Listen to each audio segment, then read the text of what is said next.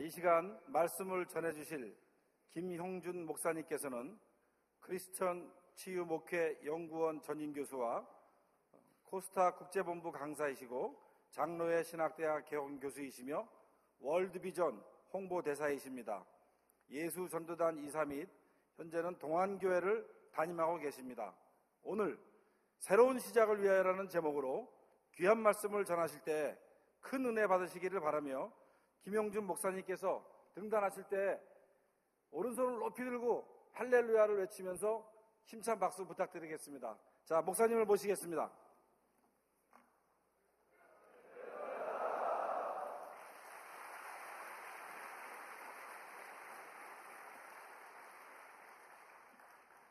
우리 장로님께서 할렐루야 하니까 너무 어색해가지고 제가 군기가 지금 바짝 들어 있습니다.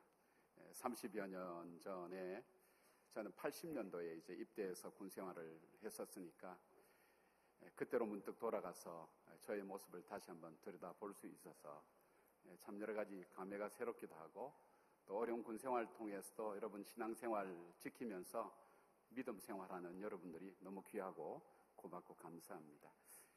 사람마다 살아가면서 어려운 일들이 다 있습니다. 그래서 어려운 일들이 뭐냐 이렇게 물어봤더니 사람마다 각각 그 어려운 일이 다 다릅니다. 어떤 분에게 물어봤더니 문어의 다리와 그 손을 구별하는 것이 그렇게 어렵다고 그렇게 얘기를 하더라고요. 여러분 혹시 아시는 분 계세요? 문어의 다리와 이 손을 구별하는 것. 이것 또 얘기 안 하면 이것 때문에 이 시간 내내 묵상하는 분들이 계실 것 같아서 제가 답을 좀 말씀드릴 것 같아요. 문어를 옆에 세워놓고 문어를 방심하게 한 다음에 문어 머리를 탁 때리면 아야하고 올라오는 게 손이고 다치고 있는 것이 다리라고 그렇게 얘기합니다. 그보다 또 어려운 게 뭐냐면 결혼한 아들을 자기 편 만드는 게 그렇게 불가능하다 그래요. 이 중에 혹시 이제 우리 어머님들도 오셨는데 우리 아들들 결혼시키고 나서 요즘은 내 아들 그러지 않고 내 며느리의 남편 이렇게 불러야 된다 그래요. 근데 이게 얼만큼 어려운가 하면 어려운 정도를 설명했는데 머리카락이 하나도 없는 분 머리에 핀 꼽는 것만큼 힘들다 그러는 거예요. 이제 어떤 어머니가 외동아들을 이제 결혼을 시켰어요. 한 6개월 데리고 살다가 이제 분가를 시키려고 이제 그렇게 해서 했는데 이 어머니가 궁금한 거예요. 이 아이들이 어떻게 사는지.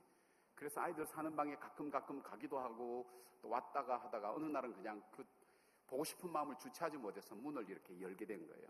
그때 마침 며느리가 직장 다녀와서 옷을 갈아입고 있는 중이었어요. 문이 열리니까 서로가 얼마나 놀랬겠어요. 그러니까 이제 며느리가 좀 재치가 있었던 며느리 같아요. 아이고 어머니 웬일이세요? 그랬더니 야 미안하다. 너희들 사는 거 어떻게 사는지 궁금해서 그렇게 해서 열어봤는데 아유 정말 미안하다. 그래서 근데 너는 뭐하니? 그랬더니 갑자기 폼을 탁 잡더니 어머니 이게 원래 제 정장이에요. 딱 이렇게 얘기하는 거예요. 내가 너무 실수했구나. 너 금년에 내가 여름에 옷을 한벌 해줄 테니까 내 사오가는 의미에서 미안하다니까 어머니 괜찮아요. 자주 오세요. 그러는데 이 어머니가 이제 자기 방으로 돌아가는데 보니까 이 며느리의 멘트가 계속 생각나는 거예요. 이게 제 원래 정장이에요. 그래서 자기도 방에 들어가니까 영감님이 이렇게 신문을 보고 이래가지고 신문을 보고 계신 거예요. 자기도 옷 다 벗고 왔다 갔다 하니까 영감님이 고개를 들고 이렇게 보는 거예요. 지금 당신 뭐해? 그래서 아까 그 며느리처럼 요염하게 이게 원래 제 정장이에요. 딱 이랬어요. 그랬더니 이 신랑이 아무 말도 안 하더요. 안 하더니 한참 있다 고개를 들더니 옷 좀 다려 입어라. 그리고 조금 있다가 다시 옷 좀 빨아 입어라. 그리고 또 한참 있다가 결정적인 말, 옷 좀 많이 줄여 입어라. 여러분 우리는 인생을 살다 보면 우리가 다려도 다려지지 않는 우리 인생의 상처라는 것이 있습니다.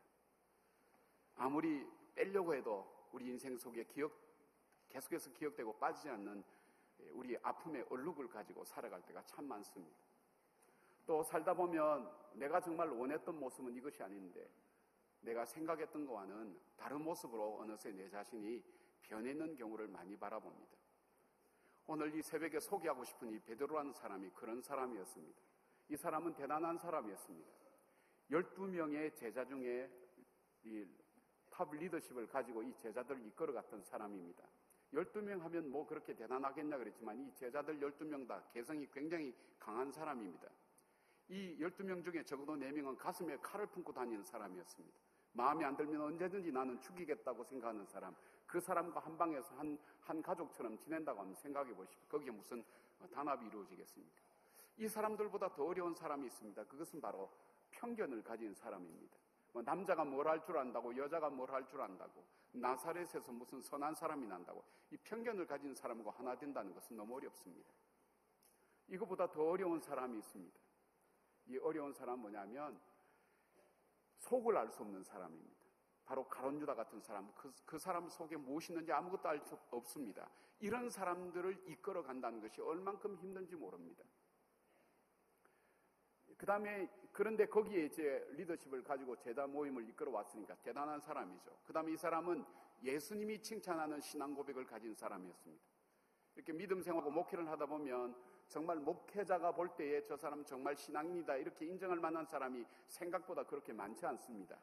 근데 이 베드로는 제자들이 2년 반 동안이나 예수님 가르쳐서 가이사라 빌립보 지방 갔을 때 너희가 나를 누구로 하느냐 그렇게 질문했을 때 아무도 대답 못할 때에 이 베드로가 주는 그리스도시요 살아계신 하나님의 아들입니다 이렇게 고백할 때 주님께서 이 베드로의 신앙 고백을 칭찬하셨습니다. 그리고 네 고백 위에 내 교회를 세우겠다고 그렇게 주님이 말씀하실 만큼 대단한 사람이었습니다.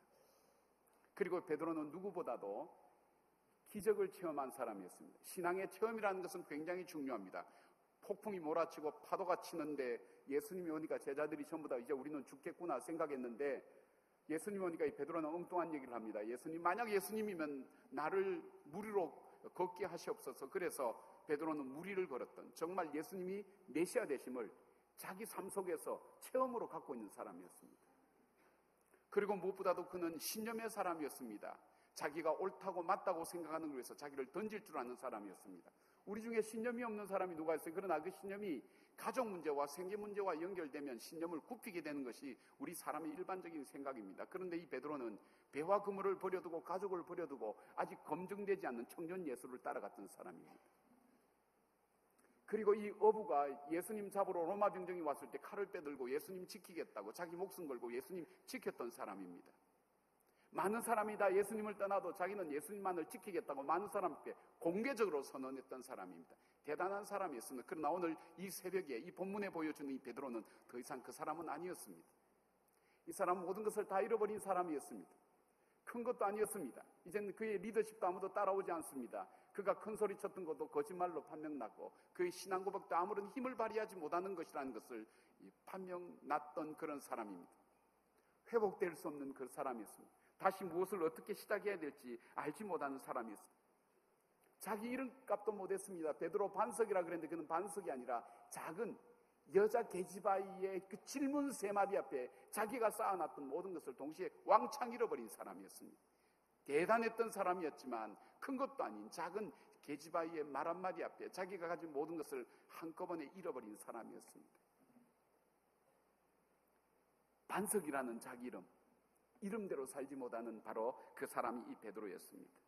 스승도 지키지 못하는, 그리고 오늘 이 본문에 나오는 그 베드로는 자기가 가장 인생에 있어서 잘한다고 생각하는 밤새도록 고기를 잡았지만 한 마리도 잡지 못하고 동은 터오는데 이 새벽, 이 아침을 어떻게 맞이할 것인지 쓸쓸하게 그물을 젓고 있는 모습이 오늘 아침에 보여주는 이 베드로의 모습이었습니다. 그는 어떻게 인생을 시작해야 될지도 모릅니다.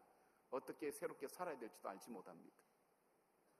여러분, 세상에서 가장 어려운 일이 뭐냐면 안 해본 일 하는 것 참 어렵습니다. 여러분이 군생활 처음 하시기 때문에 아마 쉽지 않으실 거예요. 불안할 거예요. 이제 제대를 앞두고 있는 사람은 제대를 하고 내가 세상에 밖에 나가서 무엇을 하지 않은 두려움이 있을 것이고, 이제 처음 초년병들은 들어와서 이 군생활을 어떻게 할 것인가. 제가 처음 군대에 입다니까 개구리복 입은 말년병장이 저보고 그러시더라고요. 내가 너 같으면 죽겠다고. 그래서 제가 그때부터 겁먹기 시작했어요. 야, 군생활이 정말 어렵구나. 두려움으로 다가오는 거예요. 그런데 이것보다 더 어려운 일이 있어요. 그것은 한 번 실패했던 일을 다시 시작하는 것보다 더 어려운 건 없는 거예요. 베드로는 모든 것을 다 잃어버렸어요. 무엇을 어떻게 시작해야 될지 그는 알지 못했어요. 그런데 베드로는 여기서 끝날 줄 알았는데, 우리가 21장 요한복음 21장 넘어서 초대교회로 넘어가는 사도행전 열면 베드로는 초대교회 굉장히 중요한 인물로 자리 잡게 됩니다.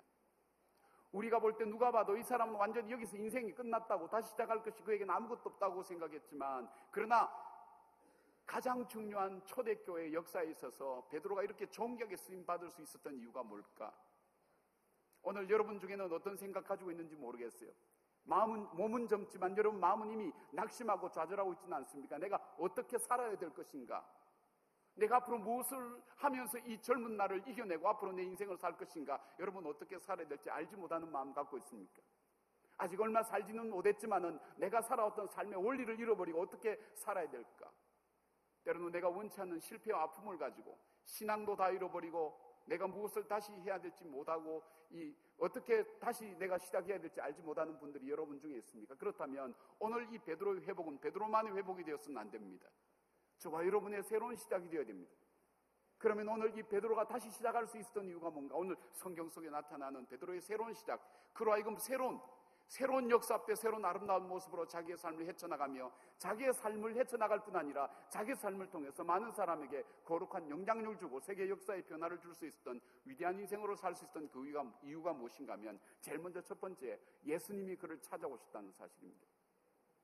여러분, 예수님이 베드로를 찾아왔다 그러면 별로 이렇게 우리 마음속에 와닿지 않지만 예수님은 어떤 분이며 베드로는 어떤 사람인가를 우리가 다시 한번 생각해 보면 예수님은 찾아올 수 없는 사람을 찾아온 거예요. 제일 먼저 예수님은 실패자를 찾아온 겁니다. 예수님께서 베드로에게 많은 걸 맡겼습니다. 굉장히 소중한 걸 맡겼습니다. 예수님은 십자가의 생명을 걸 정도로 이 복음을 이 베드로에게 맡기면서 이 복음을 증가하고 전하는 제자로서 부족함 없이 살았으면 좋겠다고, 그리고 그에게 고난을 주면서 맡겼어요. 귀신 내어 쫓는 힘도 주고 병자도 고치는 능력도 주고, 그리고 그에게 말씀의 깨달음도 주고 많은 것 주었지만 그는 작은 계집아의 말 한마디 앞에 자기가 쌓아놨던 모든 것을 왕창 다 잃어버린 거예요. 실패한 사람이에요. 여러분, 세상에 실패한 사람을 찾아가는 사람 없습니다. 여러분 속에 군생활 실패한 사람 찾아가서 군생활을 어떻게 해야 됩니까? 물어본 사람 아무도 없습니다. 어제 저녁에 잠깐 TV 보는데 조영남 씨가 주례받던 얘기를 하더라고요. 그래서 주례사를 뭐라 했냐고 그랬더니 조영남 씨가 자기는 양심에 찔려가지고 딱 한마디 했다 그래요. 나처럼 결혼생활 하지 마라고. 자기는 여러 번 결혼했다고. 나처럼 결혼생활 하지 말라고. 실패한 사람 찾아가서 물어본 사람은 없어요. 실패한 사람 찾아가서 다시 나하고 일하자고 하는 사람은 아무도 없어요. 일 맡긴 사람 없어요, 세상에는. 이것보다 더 어려운 사람이 있어요. 자기를 배신한 사람을 찾아가는 사람은 없어요. 예수님이 절체절명의 위기 속에 이제는 죽음을 앞두고 재판을 기다리는 그 법정에 유일하게 도와줄 이 베드로는 예수님과 눈이 마주침에도 불구하고, 예수님 보고 있는데도 불구하고 작은 계집아이 앞에서 그가 고백했던 말이 나 잘 모르겠는데요.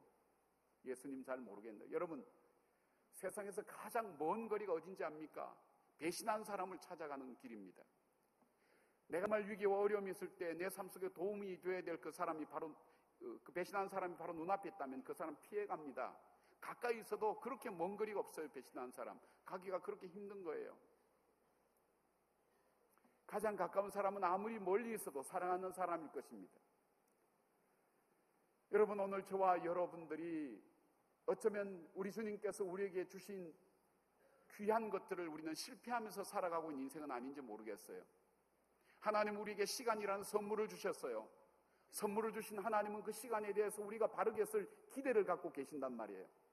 여러분이 어저께 그저께 지금까지 살아오면서 하나님께서 선물로 시간을 주시고 생명을 주신 그 주님께 정말 이 시간을 주님이 기뻐하실 만한 성공적으로 이 시간을 보냈냐 이거예요. 내게 준 친구들, 내게 준 가족들, 하나님께서 내게 주신 이 귀한 선물들을 정말 주님이 기뻐하신 모습으로 그렇게 아름답게 섬겨드리고 서로 사랑했나니, 어쩌면 저와 여러분은 하나님께서 우리에게 주신 귀한 선물 가지고 오히려 우리는 실패했던 사람이 아닐까. 인간관계에 실패했어요. 내 자신의 삶을 매니지먼트한 데도 실패한 거예요. 내 꿈을 가꾸는 데도 실패하고, 내가 작은 일 앞에 여지없이 내가 하나님 앞에 드렸던 헌신도 실패했던 실패자로 살아가고 있는 건 아닌가 모르겠어요. 아니, 그것보다 더 어려운 것이다면 우리는 배신자가 아닐까요? 주님의 뜻과 내 뜻이 상치될 때에 우리는 내 뜻을 위해서 주님의 뜻을 밟고 지나갔던 건 아닐까요? 제가 일본의 어느 교회 부흥회 갔더니 화상이 있어요. 화상이 있어요. 액자관에서 보니까 이게 뭐냐, 후미에라고 그래요. 후미에. 일본이 1600년도부터 1850년도 일까지 막부시대 때 이 캐톨릭이 전래되면서 이 캐톨릭 박해가 일어난 거예요. 그래서 이 화상을 밟고 지나가면 살려주고 화상을 밟지 않으면 이제 감옥에 집어넣는데 그 감옥이 그냥 감옥이 아닌 거예요. 그냥 죽이는 감옥인데 어떻게 엔도 슈사코가 지은 이 침묵이라는 책 보면 이 바닷가의 기둥에 사람을 묶어놓고 민물과 썰물이 들어올 때마다 사람을 거기서 묶어서 그대로 자연스럽게 죽게 만드는 고통스러운 거예요. 그 다음에 어떤 경우에는 자기 손자를 거꾸로 매달아 놓고 이 밑쪽에 구멍을 하나 내서 피가 한 방울 똑똑 떨어지게 만들면서 할아버지와 그 가족들이 보면서 아이가 죽어가는 과정을 보면서 너희라도 예수 믿겠느냐, 그렇게 고문하면서 그때 죽은 사람이 한 30만 명 되는 거예요. 근데 화상을 밟고 지나가면 살려주는 거예요. 오늘 저와 여러분의 삶이 우리가 예수 그리스도를 증거하고 예수님의 뜻대로 살아야 되고 예수님 말씀대로 살아야 되고 하나님이 기뻐하시는 삶을 살아야 됨에도 불구하고 주님께서 오늘 보고 계신데도 불구하고 오늘 저와 여러분의 삶은 주님의 뜻을 짓밟고 주님 보는 앞에서 우리는 내 마음대로 내 뜻대로 내 계획대로 판단하며 살아온 삶은 아닌가. 근데 주님께서 그 베드로를 찾아오셨다면 오늘 그 주님은 오늘 이 자리에 우리를 찾아오십니다. 주님께서 오늘 이 자리에 찾아오실 수 있는 이유가 뭘까요? 여러분은 정말 우리 국민의 의무인 국방의 업무를 정말 다 피하는 마당에 여러분 지원해서 오셔서 군 생활을 잘하는 그런 분들이기 때문에 오셨을까요? 군 생활할 때 생활하기도 바쁜데 그 중에서도 믿음 생활하며 오히려 친구들에게 본이 되기 위해서 여러분이 믿음 생활하는 그 귀중한 것 때문에 여러분 주님께서 여기에 오실까요? 아니면 굉장히 대단한 분들 계시고 대단한 사람들 계셔서 특별히 또 주님의 일을 군 생활 통해서 하시는 분들이 있기 때문에 주님께서 여기 오실까요? 천만의 말씀이에요. 주님께서 오늘 여기 오실 수 있는 단 하나의 이유가 있다면 그것은 우리가 죄인이기 때문입니다. 내가 온 것은 의인을 위하여 온 것이 아니라 죄인을 위하여 왔다고. 베드로는 주님께서 이 말씀하실 때 그 말씀이 자기에게 적용되는 말인 것을 몰랐어요. 그러나 자기가 이 경험을 하고 보니까 진짜 죄인이 자기인 거예요. 아무도 자기를 찾아올 사람이 없는 거예요. 자기는 오늘 하루 동이 더우지만 이 하루를 살아갈 힘도 없고 용기도 없고 그에게는 무엇이 목적도 의지도 없는 자기에게 주님께서 찾아오신 거예요.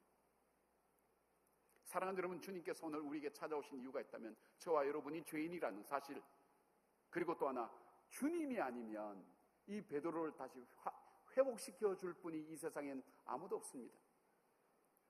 여러분의 가족들이 우리에게 힘이 된다고 얘기합니다. 그러나 정말 어려울 때 가족들이 힘이 되나요? 그러면 왜 죽으면서 유서의 가족들아 미안하다고 그러고 죽을까요? 그 가족들이 나에게 너무나 고마웠다고 생각하지만 그러나 그 가족들이 자기에게 힘이 되지 않기 때문에 이 세상을 스스로 떠나는 사람들이 얼마나 많습니까?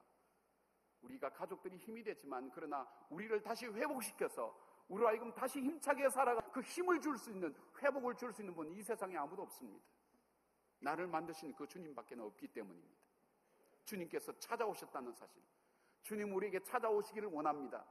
여러분 외로울 때, 힘들 때, 고독할 때, 이 세상에 나는 아무도 없다고 생각되어질 때 주님은 우리에게 찾아오십니다. 찾아오셔서 우리를 다시 위로해 주시고 우리를 다시 살려주시는 그 주님인 것을 보게 됩니다. 주님께서 찾아오신 그것은 회복의 시작입니다. 그리고 주님께서 찾아오셔서 묻습니다. 오늘 저와 여러분에게 이 새벽에 묻습니다. 고기를 잡았느냐? 여기서 고기는 단순히 우리가 자동차 뒤에 붙이고 다니는 물고기의 익투스라는 그 단어가 아닙니다. 프로스파기온이라는 단어는 어부가 찾기를 원했던 그 단어를 말합니다. 네가 밤새도록 고기를 잡기 위해서 애썼지만 네가 정말 얻고자 하는 것을 얻었느냐? 내가 정말 내가 돈만 벌 수만 있다면, 내가 이 자리에 올라갈 수만 있다면, 내가 굉장한 것을 얻을 수만 있다면, 이것을 발명할 수 있다면 그것이 정말 너의 인생으로 하여금 기쁘게 하고 즐겁게 하고 소망스럽게 하며 인생에 있어서 내가 찾고자 하는 것이 이거더냐? 주님께서 그거 묻는 거예요. 너가 정말 찾고자 하는 거 밤새도록 찾았지만 찾았느냐? 베드로는 아무것도 찾지 못한 거예요. 주님은 오늘도 저와 여러분에게 그거 묻는 거예요. 너가 인생에 있어서 정말 의미 있고 이것이야말로 가치 있다고 생각하는 걸 찾았느냐? 찾지 못한 베드로를 향해서 주님께서 말씀하시는 거예요. 그때 무슨 말씀하시는가 하면 배 오른편에 그물을 던져라고 그렇게 말씀합니다. 여러분 베드로는 중요합니다. 이것은 누가복음 5장에 베드로를 처음 부르실 때 그때 장면하고 굉장히 유사합니다. 그때도 그날도 베드로는 고기를 밤새도록 잡았지만 고기 한 마리 잡지 못하고 그물을 접고 있는데 어부인 예수님이 와서 깊은 데로 가서 그물을 던지라는 거예요. 이거는 어부로서는 생각할 수 없는 거예요. 경험상, 지식상, 지혜상, 그 어떤 것도 상황상 이 말은 맞는 말이 아니에요. 던져봐야 헛고생이에요. 왜냐하면 밤새도록 수고했기 때문에 자기가 다 던져봤어요. 자기가 이 바닷가에서 잔배가 굴거봤기 때문에 그렇게 한다는 것이 불가능하다는 건 아는 거예요. 근데 그 베드로가 그물을 던집니다. 그가 그물을 던지면서 한마디 합니다. 베드로가 그물을 던진 이유는 아마 그걸 거예요. 며칠 전에 그 예수님이 자기 집에 와서 장모님 열병을 고쳐주셨으니까 그 은혜 갚는 차원에서 던졌는지 모르겠어요. 이럽니다. 내가 지금 이 그물을 던질 만한 이유는 아무것도 없습니다. 당신이 그렇게 말하기 때문에 내가 던지겠습니다. 그물을 던질 이유가 없는 거예요. 자기의 경험과 지식과 지혜와 모든 것 다 합쳐도 그물을 던질 만한 이유가 없는 거예요. 내가 당신이 그렇게 말씀하시니까 던지겠습니다. 베드로가 그물이 던졌는데 고기가 잡히는 거예요. 이 불가능한 일이 이루어진 거예요. 여러분 밤새도록 고기를 잡기 위해서 애썼다면 고기가 잡혔을 때 거기 가서 춤추고 난리를 쳐야 되는데 그러지 않고 베드로는 그 고기로 가지 않고 예수님께 다가온 거예요. 이건 사람이 하는 게 아니라는 게 하나님이 하신 거예요. 내 경험을 벗어나는 일이라는 거예요.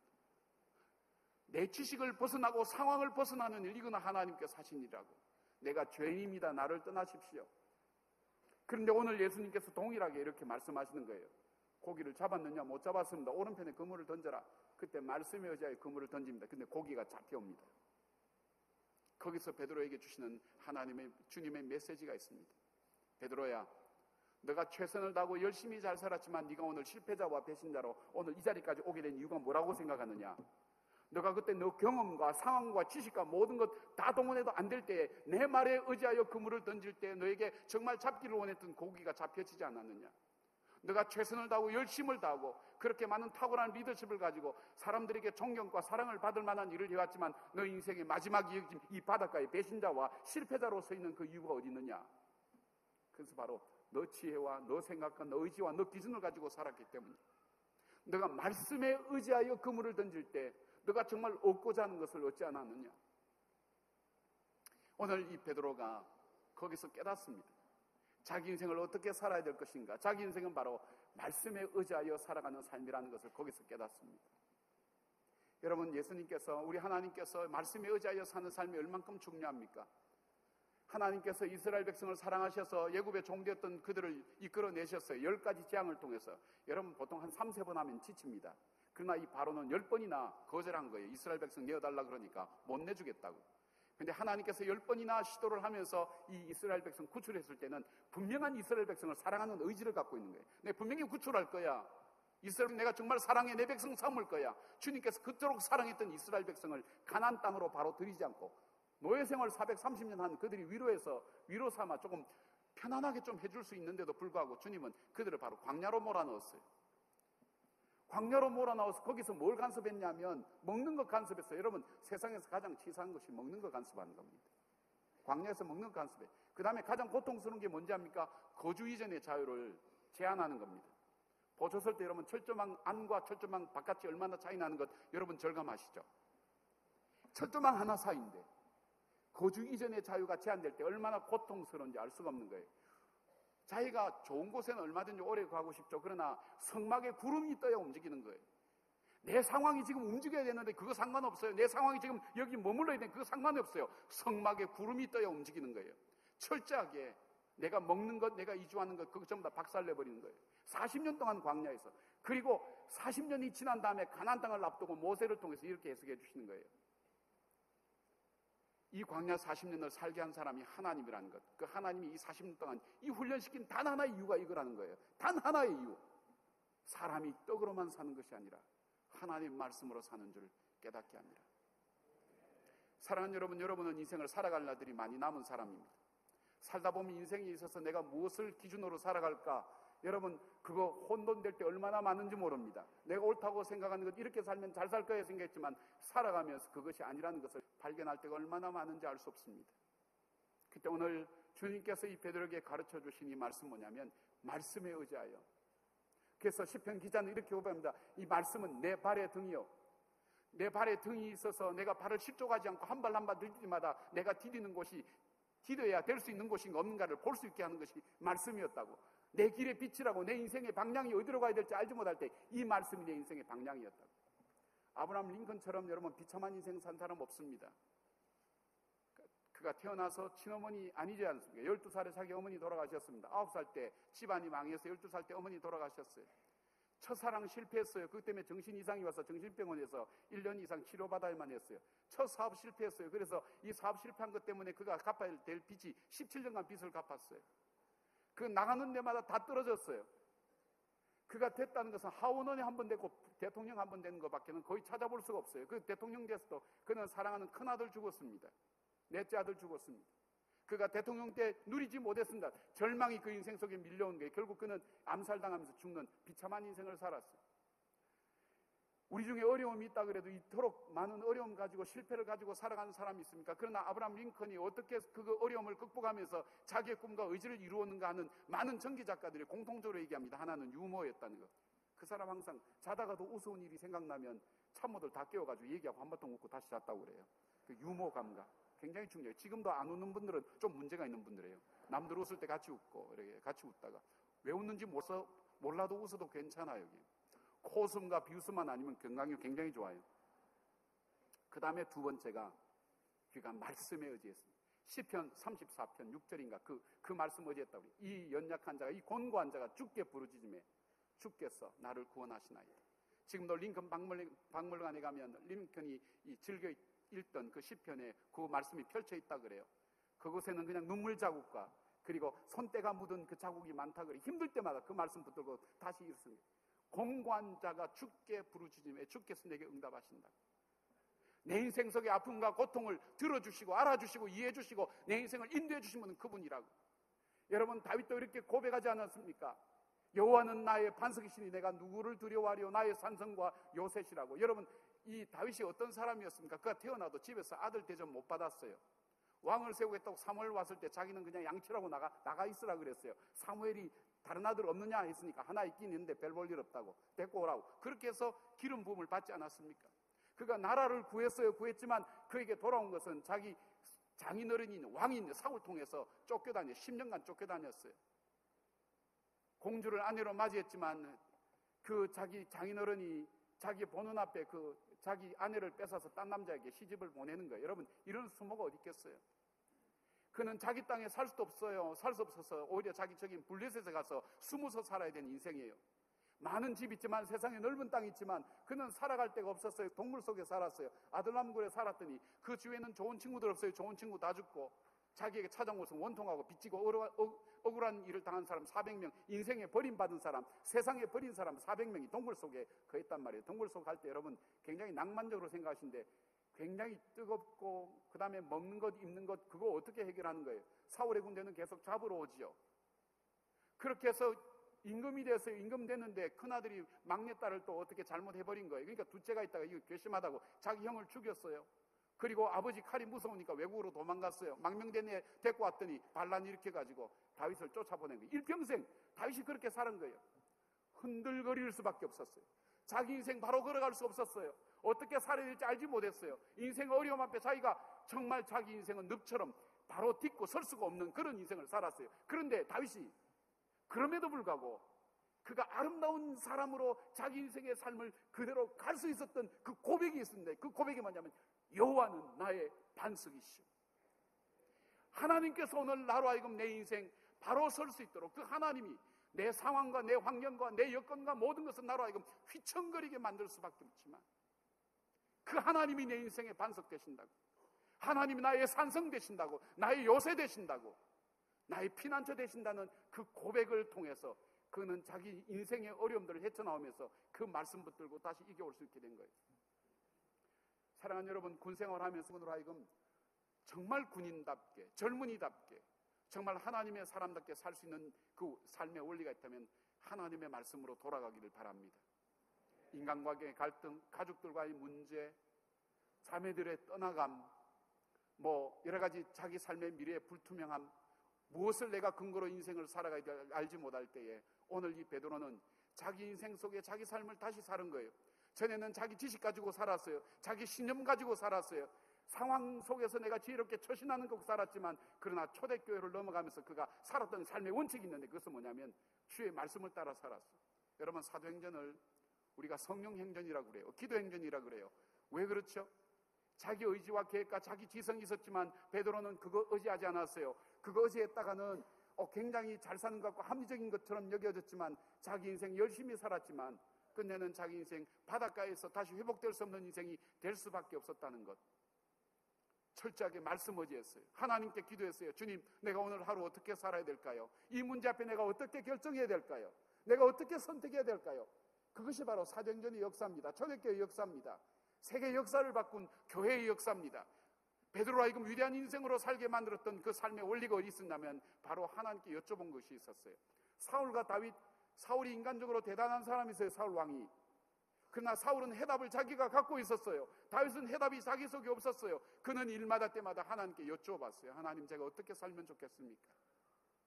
이해가 되지 않아요. 받아들여지지 않지만 그 말씀을 따라 살았던 다윗은 자기 인생의 고난과 시련을 극복하며 헤쳐나오면서 그로 하여금 새롭게 복되고 아름답고 존귀하게 설 수 있는 자리로 갔지만 위대한 사람, 괜찮은 사람, 인격적인 사람, 그 사울은 자기 속에 자기 답을 가지고 살 때 자기가 믿었던 그 인격과 자기가 가졌던 자기의 실력은 결국 자기를 비참하게 몰락하게 만드는 것에 불과한 거예요. 저도 괜찮게 살았어요, 여러분. 착하게 살았어요. 저는 이렇게 얼마 전까지 이렇게 생각했어요. 나는 술 한 잔 안 먹어봤다고. 여러분, 한 번도 술 안 먹었다고 얘기할 사람 여기 있나요? 저는 정말 그런 줄 알았어요. 그런데 한 번 딱 돌아보니까 뭐냐면 옛날에 외할아버님 막걸리 사다 드릴 때 이게 뭔지 어른들이 잘 먹는가